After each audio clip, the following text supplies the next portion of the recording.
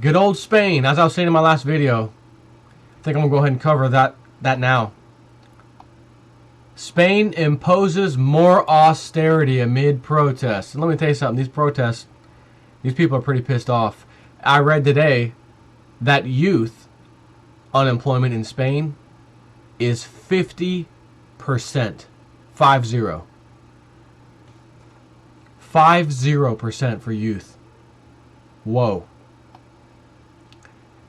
So we have this $65 billion euro austerity measure kicking into gear. And they also include sales tax hikes and spending cuts. See what we go. Who said this one? Rajoy, I think he's the prime minister, I think, or head of finance or something. We are living in a crucial moment which will determine our future and that of our families, that of our youths, of our welfare state, Rajoy said to catcalls from the opposition socialists and other parties as he revealed the biggest single amount of projected deficit savings in modern Spanish history.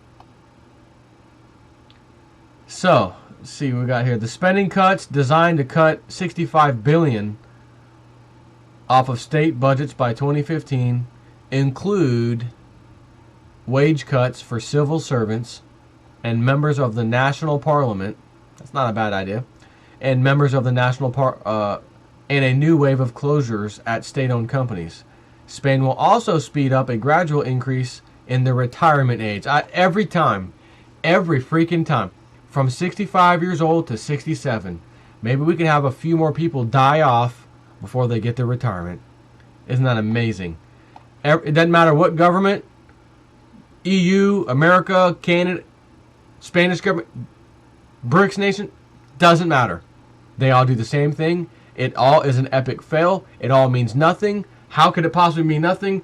Because the debt that every one of these damn countries, including and especially America, owes, you know, that national debt, it is a mathematical certainty with 100% probability that it can't be paid off. Well, how?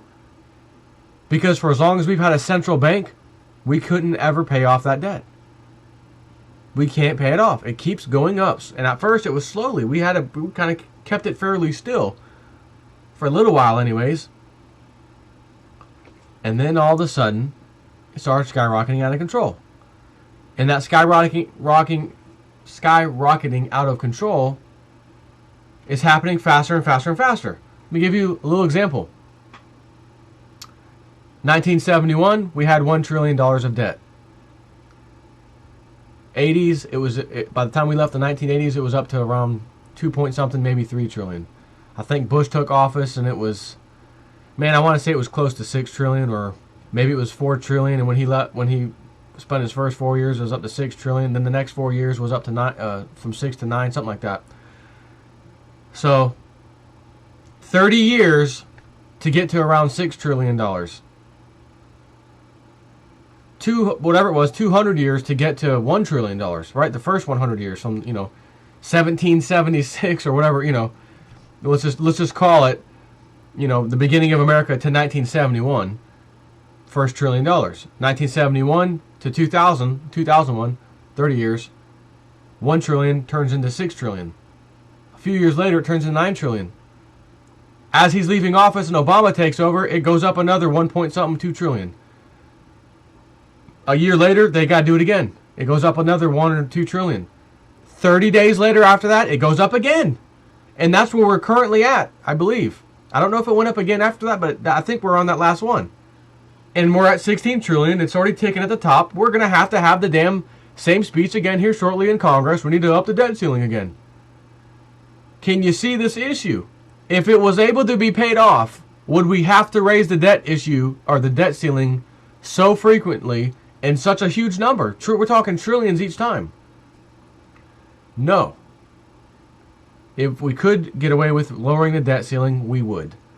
Since we haven't, and history is our guide, and history is showing that this damn thing is speeding up out of control, it is a mathematical certainty. It can't be paid off.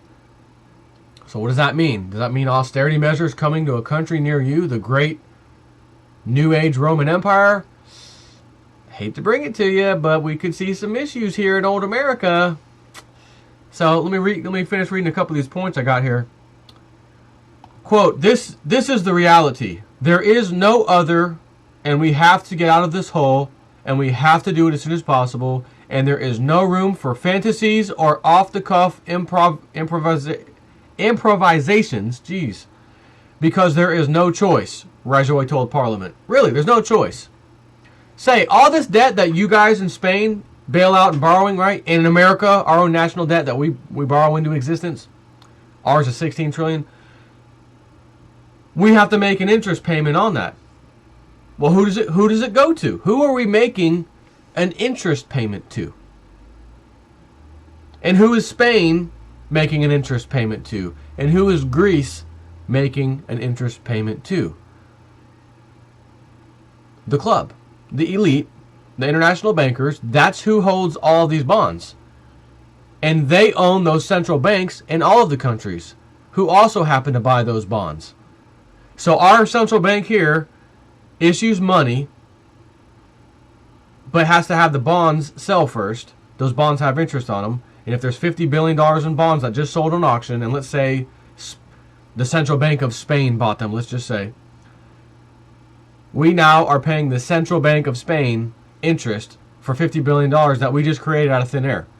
Now you would ask yourself normally, why in the hell would anybody who has the printing press on their soil create these things called bonds in the first place? Why don't you just create the money and use it? And if California and all 3 cities over there were filing for bankruptcy, hold it. No need to. Firing 20% of your work? No need to.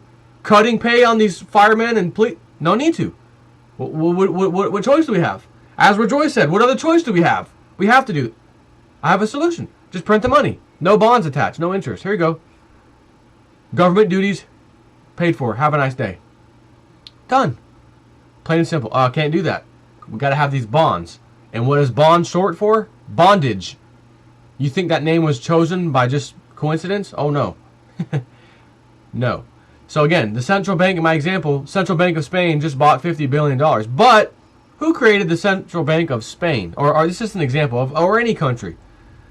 Who created the central bank?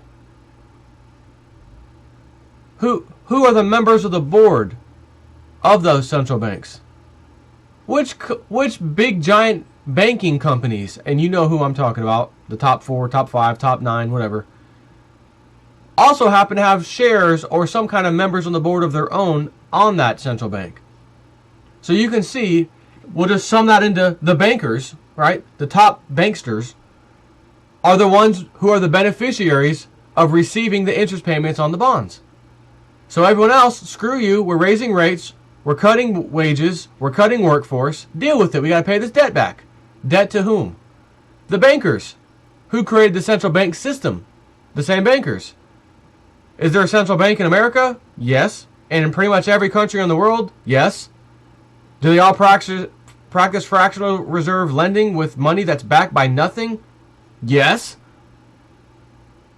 Well, who designed that? The bankers.